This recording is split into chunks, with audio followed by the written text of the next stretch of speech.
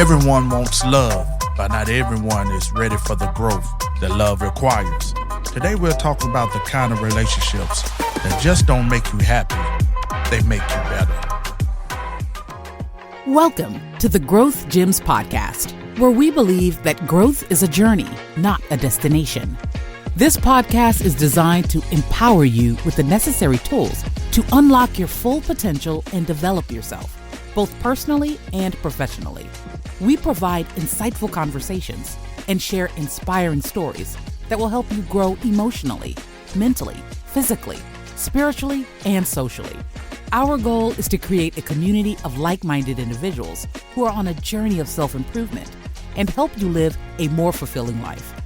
We aim to equip you with resources, strategies, and growth gems that you can apply in your daily life to achieve your goals and reach your full potential. So, get ready to embark on a journey of transformation and join us in discovering the power of growth. What's up, everybody? Welcome to another episode of the Growth Gem podcast, where growth is a journey and not a destination. I am your host, Chris Briggs, and thank you again for joining me on this podcast. Also, I want to thank all our listeners. Thank you to everyone who has taken time out to share with us in this podcast. And I want you to make sure that you subscribe, make sure you leave a review, and make sure you share this podcast episode and even this podcast with individuals as we continue to try to grow this growth community, as we take the time out to grow and become all that life has for us and reach our full potential as individuals and also collectively. All right. Today we're talking about something that's going to shape our joy, challenge our maturity, but then also that's going to expose our growth in like almost nothing else. Today we're going to talk about love and relationships. And I'm not talking about the fairy tale version. I'm not talking about the highlighted real version of love, but I'm talking about the love, the real work of being loved and loving somebody. Because the hard truth that we have to accept is that love doesn't just make you feel good. Because everybody want to feel good. Everybody want that feeling, that sensation of being loved by somebody. But what about when love reveals who you really are? What if you let love really help you grow into being who you want to be? So today I'm going to share 5 growth gems that will help you build better, healthier, stronger, and more mature relationships. All right. So I want you to get your pen and paper out, get your journal out. Hey, I got some great things I want to share with you today that's going to help us grow and become better relational and become better people in relationships. All right. First, here go the first growth gem, y'all, that's going to help you. That love is a choice before it's a feeling. Love is a choice before it's a feeling, because feelings are powerful, but feelings are unstable. Because the reality is there are some days when you don't feel like loving nobody. You don't feel like being there for anybody. And you can feel deeply connected one day and misunderstood the next day. But sustainable love, friends, is not about building on feelings alone, but it's built on decisions that I decide to love you. That you have to make a decision that I'm deciding to love you. It's a decision. I'm deciding, because if it's based on my feelings, my love is fickle, fake, and phony some days. If it's based on my feelings, but it's based on a decision that I choose to love you, because real love says, I choose to be patient with you. I choose grace. I choose understanding, and I choose to stay engaged in growth. It's a choice. What will you choose? How do I develop a truthful and meaningful relationship? Is through my decisions. And it was the philosopher Aristotle that says that it is chance, it's choice, not chance, that determines your destiny. And friends, it's all in your decisions. So you can't love a person according to your feelings, but it's a decision. I choose to love you. And when I choose to love you, I choose to love you beyond your flaws, beyond your mistakes, beyond your proclivities, beyond all you have done. I choose to love you. What is your choice today? What will you choose to do? Am I loving based on my emotions, or am I committed? Am I base my love on emotions or commitment? Because emotions are like seesaws, they up and down. One day you love them, one day, you know what I'm saying, y'all good. The next day a storm will come. You may have a disagreement. And how do you fall out of love with a person when you choose to love them? You only fall out of love with a person when you're loving them emotionally and through your feelings. And the first time somebody says something to hurt your feelings, or something is said or something is done to hurt your feelings, you say, I don't love them anymore. It might be that you were loving them out of emotion and not out of commitment. You go to second growth gym, y'all. I hope you got your pen and paper out. I hope you got your notes out, because I want to drop these gems on you today. I have to, second of all, you can't expect from someone what you haven't developed within yourself. You can't expect from someone what you haven't developed within yourself. Sometimes we demand emotional maturity and communication skills and accountability and stability from others, while we avoiding growth in those same areas ourselves. That you are so demanding of your partner or your friendship or any relationship. You're so demanding, and your needs are so top priority, that you got to have this, you got to have that, you got to do this, and you got to be this and be that, but you're not that yourself. But healthy relationships require two whole people, not two half-healed people, hoping that others will compensate each other. So what you do is you get a relationship, you get with a person, and you feel like they're gonna make up for your lack of whatever area you're lacking in. And sometimes that is true, but you can't get in a relationship expecting your partner going to be the person to heal you if you're not healed yourself, if you don't try to heal yourself. And how many times have we made the mistake of getting in relationships thinking that the partner is going to be the healing agent for me? Oh, I'm going to get over her, or I'm going to get over him by getting in another relationship, and we call that rebounding. And so healthy relationships require two whole people. Before you jump in a relationship, make sure that you are whole, that you are healed from past trauma, from past hurt, from past relationships, from past disappointments. And here you go. When you come into a new relationship, make sure that you don't have your thoughts, or what's the word I'm looking for? That you don't have your requirements and expectations. That's what I'm saying. Your expectations are not so high, because you're looking for so much out of a person. And this is the hard reality that we have to face. We require so much from others, and we expect them to have so low of expectation of us. Did y'all get that? In relationships, sometimes, if you're not careful, you will have high expectations of an individual. You expect them to be so much to you. But then when the tables is turned, we think that we want them to have so low of expectations of us. But here goes the question you have to ask yourself. Am I becoming the partner I desire? I mean, you want to be loved, but you so evil. I mean, you want a person that's so lovey-dovey and touchy, but you don't kiss me, don't bother me, leave me alone. And I understand opposites do attract. Yes, that is true. But why are you requiring and have these so high expectations of an individual when you're not yourself? I want a man to make 6 figures, but baby, you only making 4. how? I want I want a woman to have this, this, and this, but you don't have it. So why do we have so much high expectations but live low lives? That's a good question to ask yourself. Are my expectations so high? Am I meeting my own expectations before I require them of someone else? Am I living my own expectations out of what I expect of somebody? Am I living it out myself? Am I living those expectations out?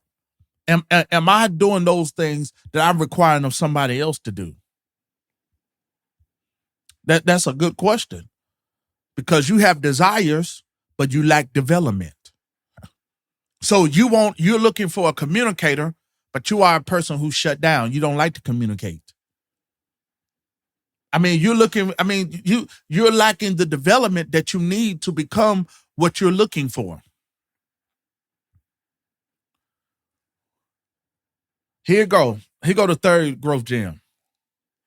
That conflict is not the enemy, avoidance is. I'm just trying to help us build better relationships and love with one another. Conflict is not the enemy, avoidance is.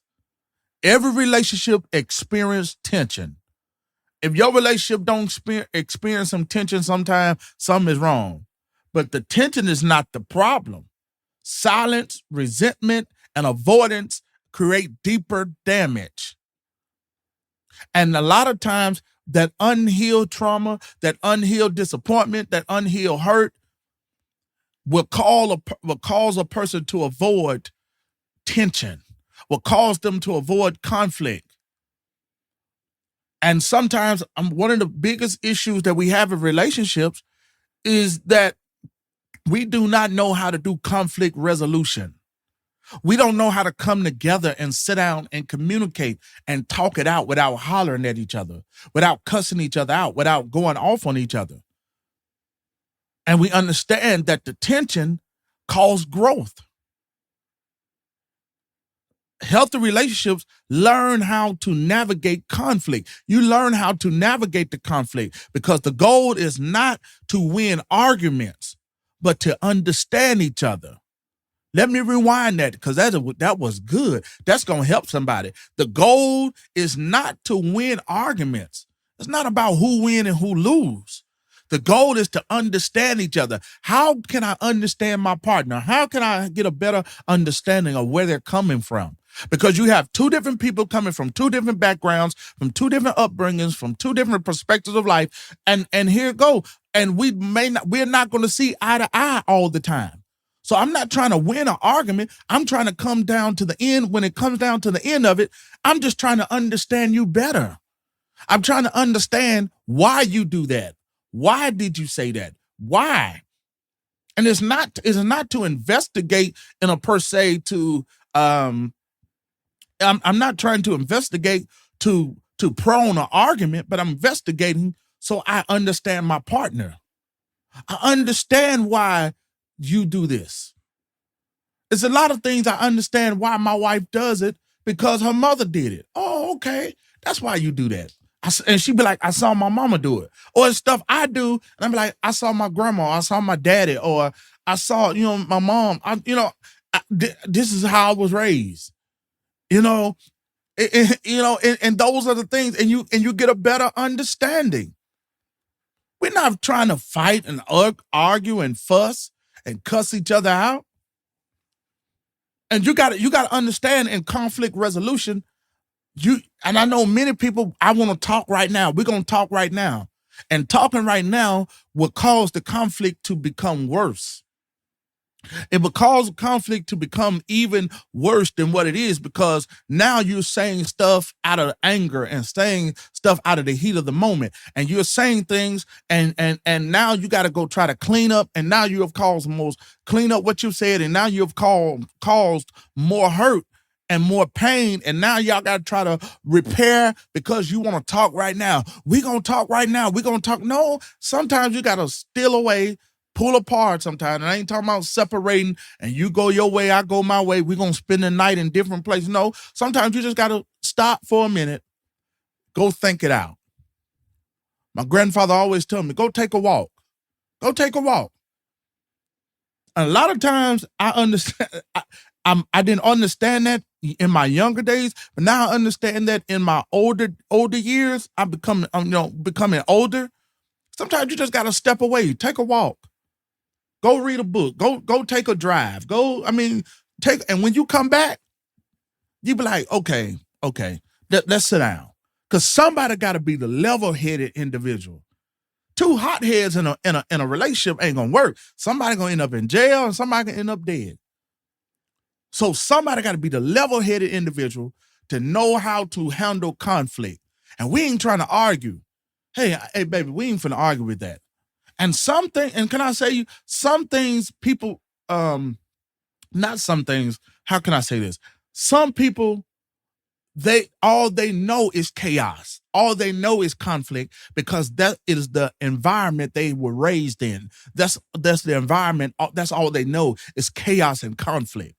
And so sometimes you have to be careful in relationships and partnerships and in friendships that if there is too much peace in the atmosphere, in the environment, in the situation, they feel uncomfortable because guess what? Their sense of security is in chaos and in conflict because they saw mom and daddy go off. They saw mom and daddy cuss. They saw grandma and papa, they saw friends, and even in their own relationships, from their baby daddy to the ex-husband, to the ex-wife, baby mama. That's all they know is chaos and conflict and cussing and confusion. That's all they know. So if those things are not implemented and things are not happening in the relationship, they feel awkward. They don't feel like it's a successful relationship. But you can't base your relationship on those things because guess what? Relationships are meant to be peaceful. So I don't avoid it. But then on the flip side, some people do avoid it because that's all they've seen. So they rather avoid it. They rather act like it never happened. They rather sweep it under the rug and just move on like ain't nothing happened and like everything is just peaches and cream. Like, hey, baby, we're going to act like I just didn't cuss you out. We ain't going to act like I just, stepped out in our relationship. Hey, we ain't going to act like because I want to avoid the conflict. I don't want to address the elephant in the room. But you have to make sure that you address those things because what you don't address will sooner or later come back. They're going to come back up. They're going to come back up. You only can avoid it for so long. And those things you're going to have to address. You're going to have to address it. And I want to say this, in relationships, you're going to have those hard conversations. You got to have those hard conversations. And my wife and I, we just had a hard conversation a couple of weeks ago. Hard conversation. And I'm bullheaded. My wife, sometimes she can get bullheaded. And we just couldn't see eye to eye. It was bad. But then we had to come to the place, oh, come on, man. We are better than this. We are better than this. Let's sit down and really reason this thing out. Let's come to an understanding. I didn't say an agreement because not all the time we agree on everything, but we got to come to an understanding. We come to an understanding. And since we have that understanding, now we can move on to the next phase of our relationship. But you got to get an understanding, man. You got to get an understanding. Let's establish what this is. Let's put this in place. Let's get an understanding of where we are. All right. Here go the fourth growth gem, y'all. Love without boundaries becomes self-betrayal. Love without boundaries becomes self-betrayal. Love does not mean tolerating disrespect. Love does not mean abandoning yourself, because healthy love includes boundaries that protect your peace, your purpose, emotional health, and calling. I think sometimes we get so caught up in relationships that we lose who we are. And that's hard. And a lot of times that's with women. Women get so caught up into a man and building him up and making him what he is, and they lose who they are. And it could be vice versa. A man could lose who he is. because he's funding her dreams, pushing her ambitions. He's doing all he can to make her who she want to be, and he lose who he is. So there has to be boundaries. There has to be boundaries. What I do has no effect on my wife and what she does, but I support what she does, and she support what I do. So you have to have a support system. That I don't neglect what I do, but then sometimes you have to do what my father calls seasonal sacrifices for success, which means that if it takes me sitting, like right now, I'm in school and my wife, she wants to go back to school, but she's like, baby, I want you to finish first. I want you to finish first and then I go. Because if both of us in school, man, somebody got to take care of the home. Somebody got to make sure the house, you know what I'm saying? That's just our understanding. That's just us, you know what I'm saying? Some people can do it. You know, I know husband and wives, both of them in school. And they are managing it. That's on them. That's their relationship. But we have an understanding. And I think that's the key thing of growth in love and relationships is getting an understanding. Because sometimes we confuse sacrifice with self-neglect. You're so sacrificial. You give up your time, your resources, and the person you're with is not giving anything. You giving 100%, they only giving 40%. What are the other 60% at? You giving it all you have. And sometimes what I've learned about relationships, and y'all, I'm talking out of experience, not what I've heard, not what I've seen. I'm talking about what I know. Because out of relationships, sometimes, can I tell you that when a person get to a place where they've given all they're going to give, and then what happens, the person that hadn't been given all they're going to give is not ready to give it. The person who's been given all they have, they tired now. They through. They ready to wash their hands. They done. And now when it comes to the wit's end and it's over, it's over with. It's on life support. It's about the plug is about to be pulled on it. It's about done with. Oh, now I'm ready, baby. I want my marriage, or boo, I want my man. I want my man. But where were you at all this time? They've been giving sacrifices. They've been doing and giving, and you haven't given up nothing. You haven't done anything that would better the relationship. And I think that's very, very selfish.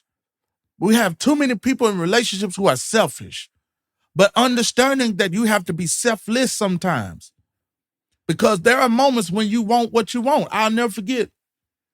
I wanted to go to a conference. And I had paid my money. I had the hotel. I had everything. I'm like, man, I'm going to Dallas for a week. Man, get to see some friends, learn, take away from the job, take a minute from the job, take a minute away from the family, just go fellowship, have a good time. And my wife's father passed.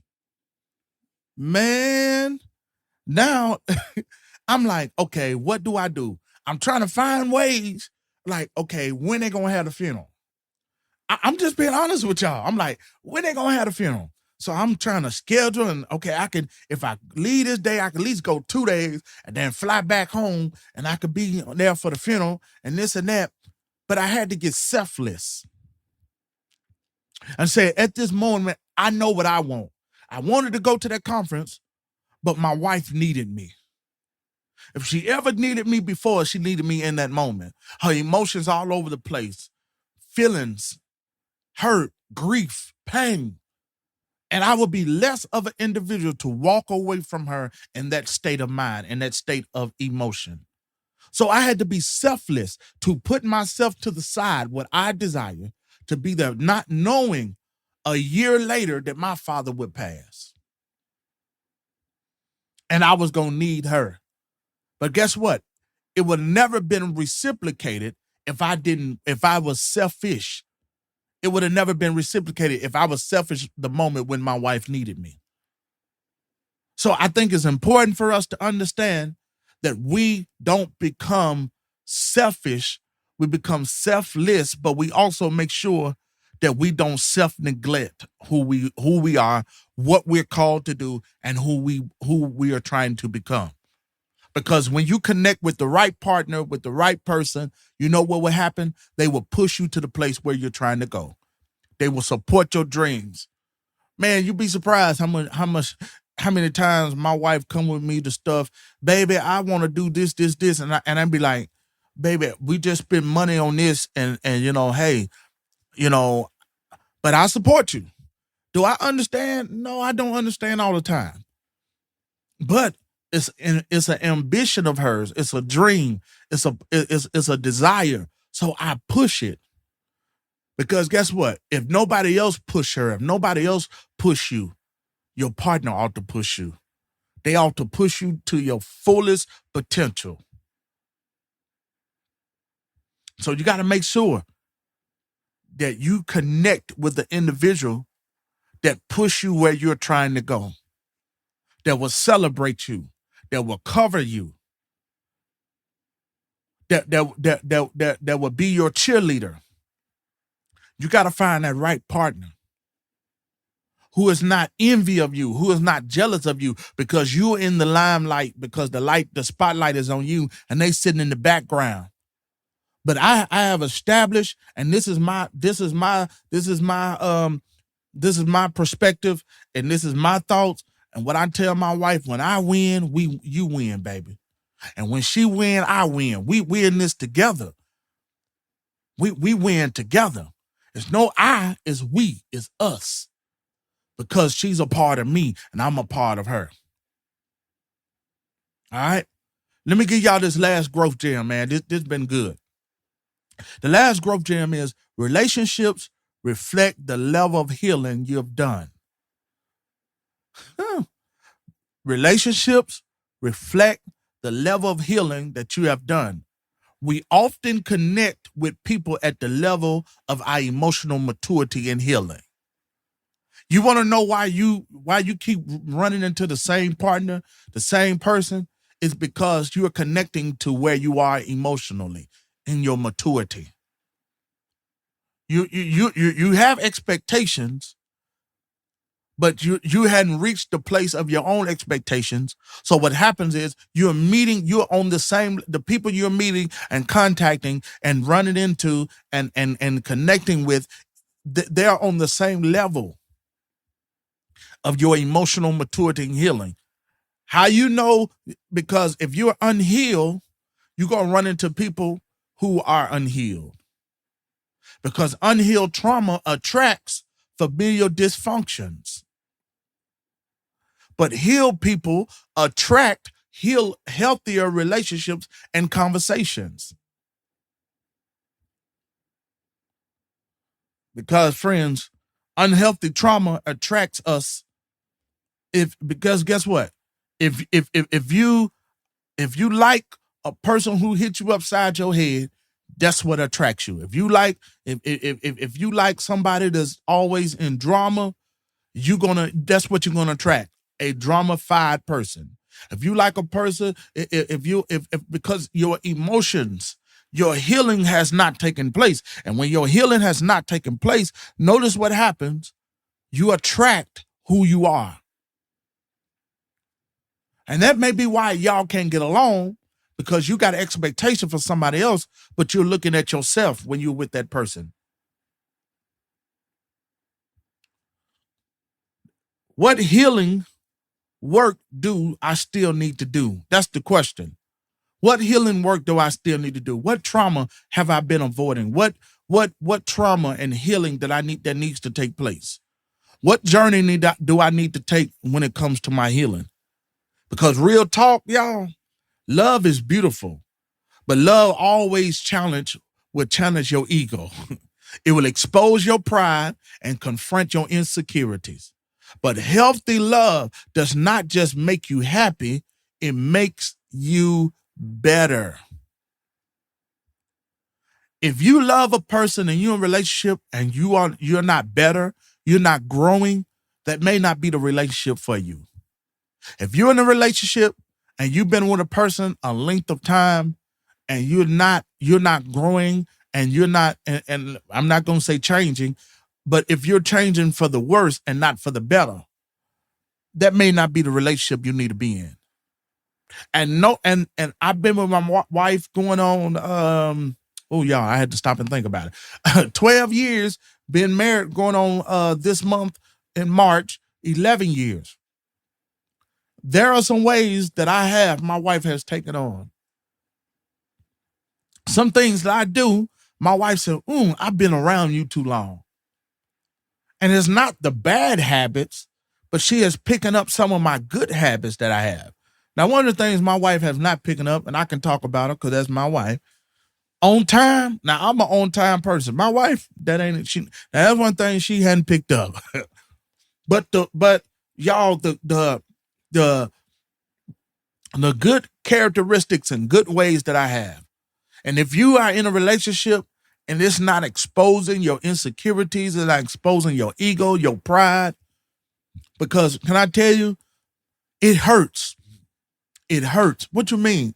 It hurts when your partner expose those areas in your life that you try to avoid. It hurts. And you try to be in denial about it. You be like, nah, you don't know what you're talking about. But deep down, you be like, man, you hitting it on the money. And you don't want to tell them that they right because you don't want them to rub it in. You know what I'm saying? You don't want them to rub it in. But at the same time, they're telling you the truth. Like, man, you prideful, man. Your pride in the way. You just, right now, you ain't, you arrogant right now. Your ego is in the way. Man, that's what we have to do about love. Love is not just a feeling, it's just an emotion, but love helps you grow. And we need to be in relationships with people that say they love us out of their mouth, but they ought to show us by, if you love me, you ain't gonna let me walk down no dead end street. If you love me, like you say you love me, I tell people this, and I'm wrapping it up, y'all. If you love me and I walk up on you and my breath stink and you don't say nothing to me, man, you don't love me.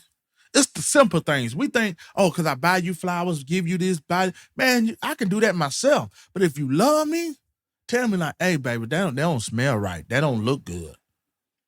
When people really love you, they have your best interest in heart. Man, they care about your well-being, your mental, your physical, your spiritual, your health. Man, they care about all components of your life. They care about you. So don't tell me you love me, but then let me walk around here all in your face and my breath stink, but you don't say, here, take this mint, take this piece of gum. You know what I'm saying? How can you say you really love me? Because people say love don't hurt. That's a lie. Love hurt. Because you can love a person. When you buried an individual,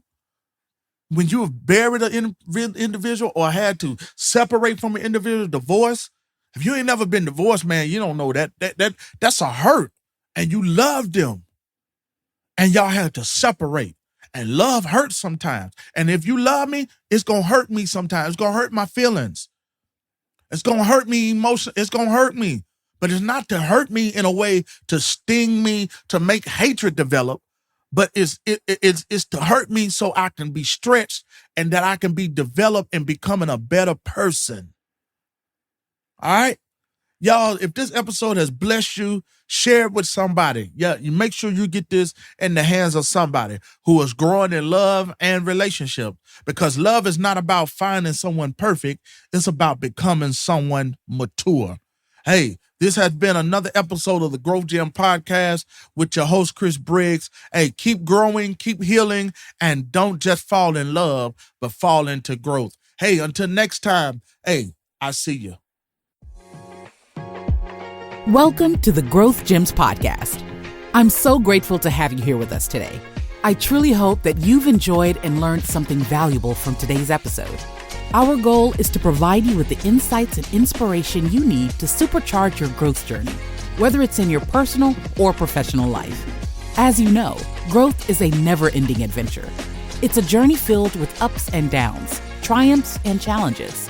But it's those very challenges that help us grow and become better versions of ourselves. So no matter where you are in your growth journey, keep pushing forward, keep learning, and keep growing. If you haven't already, please hit that subscribe button so you never miss out on future episodes. We have some amazing topics lined up that I know you won't want to miss. Also, follow us on social media. Facebook, Chris Briggs. Twitter at CABriggsSR. Instagram at CABriggsSR. Thank you for tuning in today, and I can't wait to see you again on our next episode of the Growth Gems Podcast.